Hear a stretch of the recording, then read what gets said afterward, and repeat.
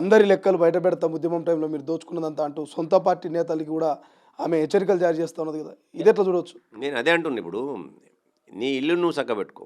ఇంట్లో ఉన్న ఎలుకలు ఉన్నాయి, నీ ఎలుకలను నువ్వు ముందుగా లేకుండా చేసుకోగల. నీ యొక్క బండారం మొత్తం బయట పెట్టడానికి ఆమె సిద్ధంగా ఉంది. నీ తాళపు చేయి మొత్తం ఆమె దగ్గర ఉందని ఆవిడ చెప్తుంది. ఆమె ఏమంటారు, తాట తీస్తారా, తోలు తీస్తుందా, ఎవరిది తీస్తుంది, ప్రజలు ఏ విధంగా స్పందిస్తారు, ఆమెను ముఖ్యమంత్రి చేస్తారా, ఆశ ఉండొచ్చు. ఆశ ఉంటే తప్పనే, నాకు కూడా ఉన్నదో ఆశ. ఆశ ఉంటే తప్పేందుకంటే దానికి ప్రయత్నం చేయాలి, ప్రజలు ఆశీర్వదించాలి. ఆశీర్వదించినప్పుడు ఆటోమేటిక్గా తనైతే అయితే కావచ్చు, అది మనకు సంబంధం లేని ఇష్యూ. వారి ఆశలపైన మనం నీళ్ళు తడడానికి మనం లెక్క కాదు. వాళ్ళ ప్రయత్నం వాళ్ళు చేసుకుంటారు, ప్రజలు ఆశీర్వదించాలి. ఇవాళ ఏదైతే నీ ఇంట్లో కుంపటి ఉందో, నీ ఇంట్లో జరిగిన ప్రతి ఒక్క అనర్థానికి తెలంగాణ ప్రజలు ఏ విధంగా నువ్వు చేసిన 9.5 సంవత్సరాల పరిపాలనలో ఇవాళ అప్రజాస్వామిక అవినీతి పరిపాలన కొనసాగించిన దానికి ఆమె దగ్గర నిదర్శనాలు ఉన్నాయి నగరా అని చెప్తుంది ఆవిడ.